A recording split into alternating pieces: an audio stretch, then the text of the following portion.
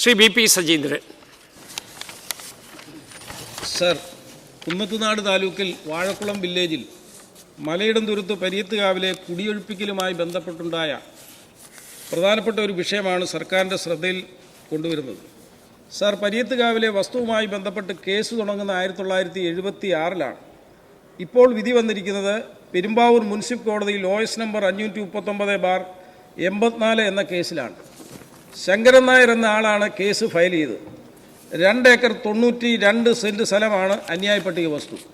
ഇതിൽ നിന്നും സമരം ചെയ്യുന്നവരുടെ പിതാവ് കുമാരനും കുമാരൻ്റെ പിതാവ് കാളി കുറുമ്പനും 8ഉം 15ഉം സെൻറ്റ് വീതം കുടികിടപ്പ് അവകാശമായി കൊടുത്തിട്ടുണ്ട് ശങ്കരൻ നായർ. ബാക്കി 2 ഏക്കർ 69 സെൻറ്റ് സ്ഥലമാണ് തർക്കവസ്തുവായിട്ടുള്ളത്. ഈ വസ്തു പുറമ്പോക്ക് സ്ഥലമാണ് എന്നാണ് അവിടെ താമസിക്കുന്ന ആളുകൾ അവകാശപ്പെട്ടുകൊണ്ടിരിക്കുന്നത്.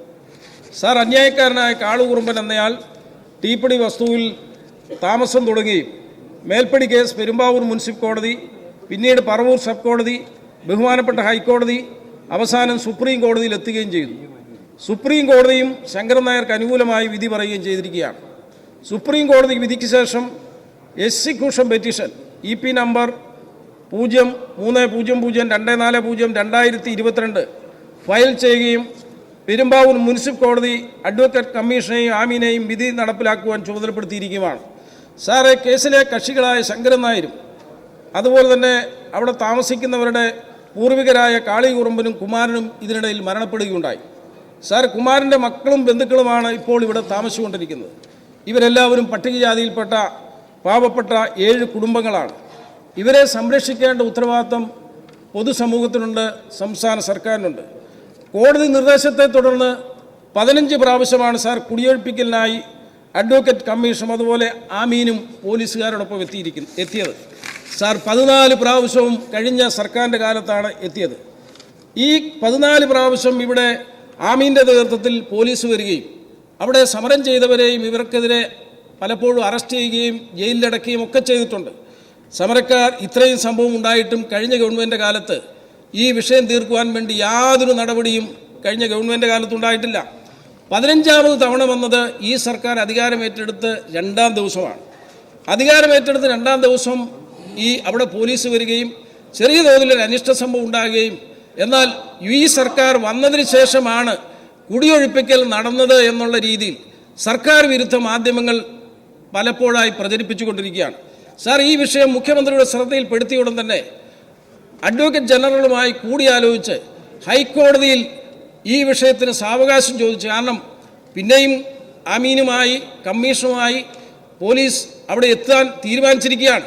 അപ്പോൾ AGയോട് ഒപ്പീനിയൻ ചോദിച്ചപ്പോൾ AG തന്നെ ഹൈക്കോടതിയിൽ നേരിട്ട് ഹാജരായി 2 ആഴ്ചത്തെ സാവകാശം നമുക്കിപ്പോൾ തന്നിരിക്കുകയാണ്. രമ്യമായി ഈ വിഷയം ഇരുകൂട്ടരുമായി സംസാരിച്ച് അത് ഒത്തുതീർപ്പിലാക്കാൻ സാധിക്കുമോ എന്നുള്ളതിനെക്കുറിച്ചാണ് ഇപ്പോൾ സംസാരം നടന്നുകൊണ്ടിരിക്കുന്നത്. ഗവൺമെൻറ് തന്നെ മന്ത്രിയായ റോജി M. ജോണിനെയും എന്നെയും ചുമതലപ്പെടുത്തി ഞങ്ങൾ 2 പേരും അവിടെ താമസിക്കുന്ന 7 കുടുംബങ്ങളുമായി ചർച്ച നടത്തി. ഈ സ്ഥല ഉടമസ്ഥനുമായി ചർച്ച നടത്തി. ഇനി ഒരാഴ്ച കൂടി സമയം മാത്രമേ ഉള്ളൂ. എങ്ങനെയും ഇവരുടെ വിഷയം തീർക്കണം. കാരണം സുപ്രീം കോടതിയിൽ പോയി മടങ്ങി വന്ന സുപ്രീം കോടതി വിധിയുടെ അടിസ്ഥാനത്തിലുള്ളൊരു കേസായതുകൊണ്ട് പല കാര്യത്തിലും പരിമിതികളുണ്ട്.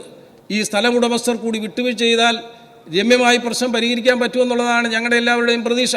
അപ്പോൾ എനിക്ക് ഈ അവസരത്തിൽ പറയുവാനുള്ളത്, ഗവൺമെൻറ്റിൻ്റെ ഭാഗത്തുനിന്ന് ഈ പാവപ്പെട്ട പട്ടികജാതിക്കാരെ സംരക്ഷിക്കുന്ന നിലപാടെടുക്കണം എന്നുള്ളതാണ് എൻ്റെ ആവശ്യം. ഇത് പൊതുസമൂഹത്തിൻ്റെ ആവശ്യമാണ്. അതിൽ നടപടിയെടുക്കണമെന്ന് ബഹുമാനപ്പെട്ട മുഖ്യമന്ത്രിയോടും ബഹുമാനപ്പെട്ട സഭാ നേതാവിനോടും ആവശ്യപ്പെടുന്നു. ബഹുമാനപ്പെട്ട റവന്യൂ വകുപ്പ് മന്ത്രി.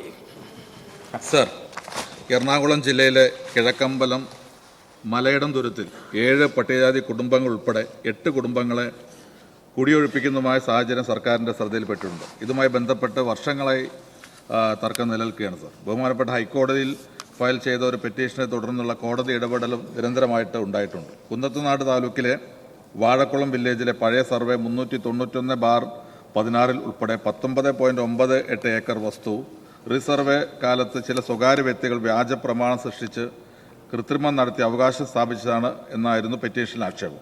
ഈ ആക്ഷേപം കീഴ്ക്കോടതികൾ ശരിവയ്ക്കുകയും കോടതി വിധിയെ തുടർന്നുണ്ടായ അപ്പീലുകൾ ബഹുമാനപ്പെട്ട ഹൈക്കോടതി തള്ളിക്കളയുകയും ചെയ്തിട്ടുണ്ട്. തുടർന്ന് സുപ്രീം കോടതിയിൽ പ്രതിഭാഗത്തുള്ളവർ സമർപ്പിച്ച അപ്പീലും 24/3/2025 നിരസിക്കപ്പെട്ടതാണ്. ഈ സാഹചര്യത്തിൽ കുടിയൊഴിപ്പിക്കൽ നേരിട്ട 8 കുടുംബങ്ങളെ പുനരധിവസിപ്പിക്കുന്ന 5 സെന്റ് ഭൂമി വീതം ആകെ 40 സെന്റ് ഭൂമി കണ്ടെത്താൻ ശ്രമം നടത്തിയിട്ടുണ്ട്. എന്നാൽ വാഴക്കുളം പഞ്ചായത്ത് അതിർത്തിയിലോ കുന്നത്തുനാട് താലൂക്കിലോ അനുയോജ്യമായ ഭൂമി കണ്ടെത്തുകയുണ്ടായില്ല. ഇതിനിടെ പെരുമ്പാവൂർ മുനിസിപ്പൽ കോടതിയുടെ വിധി നടപ്പിലാക്കി കിട്ടണമെന്ന് വാദികളുടെ ആവശ്യം അംഗീകരിച്ച് 19/3/2026 ബഹുമാനപ്പെട്ട ഹൈക്കോടതി ഉത്തരവായിട്ടുണ്ട്.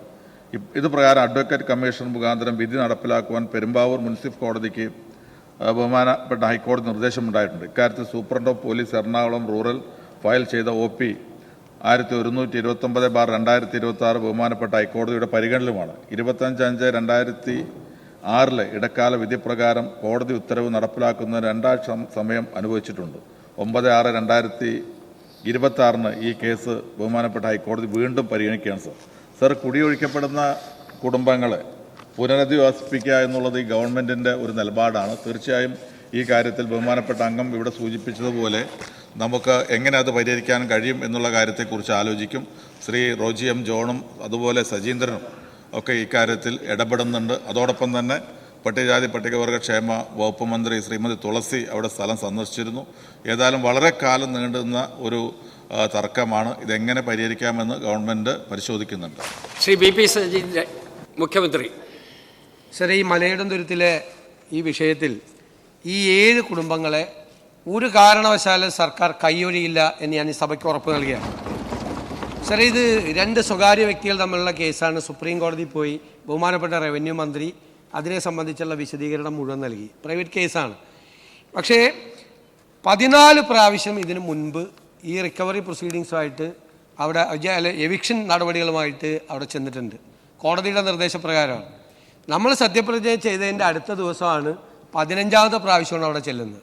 ലാസ്റ്റ് പ്രാവശ്യം അവിടെ സംഘർഷം ഉണ്ടായി. ഞങ്ങൾ അപ്പം തന്നെ ഇടപെട്ടു.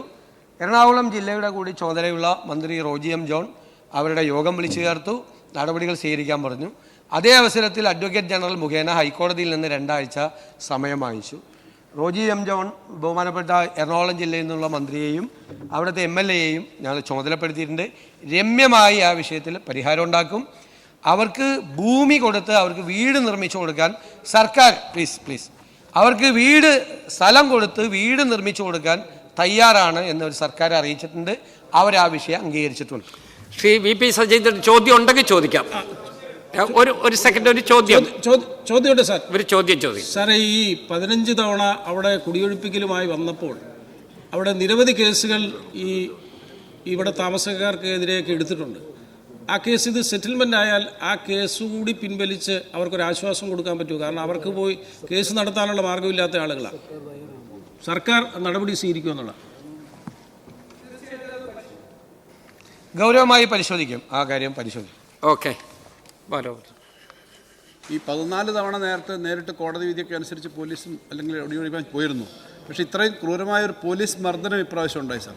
അത് അങ്ങനൊരു സംഭവം ഉണ്ടായി സാർ. അതിൻ്റെ ഒരു അടിസ്ഥാനം എന്താണ്? അങ്ങനൊരു കാര്യം ഉണ്ടാക്കണമായിരുന്നോ? പോലീസ് അവരെ മർദ്ദിക്കേണ്ട ഒരു അവസ്ഥ ഉണ്ടായിരുന്നോ? പ്രശ്നം ഉണ്ടാക്കേണ്ട കാര്യം ഉണ്ടായിരുന്നു? അതാണല്ലോ ഇഷ്യൂ. സാർ, ഇത് പോലീസ് നടപടിയൊന്നും ഉണ്ടായില്ല.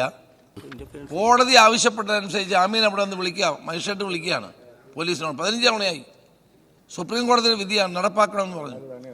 അവിടെ പോലീസ് ഉണ്ടായിരുന്നു. ആ സമയത്ത് ഒരാൾ പെട്രോള് ശരീരത്തൊഴിച്ച് തീ വെക്കാൻ ചെന്നു. പോലീസ് വാട്ടർ ക്യാൻ അടിച്ചു. അതിൽ പരിക്ക് പറ്റിയ ഒരാളാണ്. അവർ ആശുപത്രിയിൽ കൊണ്ടുപോയി. ഞാൻ അപ്പം തന്നെ അറിഞ്ഞു. പോലീസ് വിഡ്രോ ചെയ്യാൻ പറഞ്ഞു. ഏത് കോടതിയാണെങ്കിലും പോലീസ് അവിടെ നിന്ന് വിഡ്രോ ചെയ്യാൻ പറഞ്ഞു. ഇതാണ് സംഭവം ഉണ്ടായത്. പോലീസിന്റെ ഭാഗത്തുനിന്ന് ഒരു അതിക്രമം അവിടെ ഉണ്ടായിട്ടില്ല. ഓക്കെ.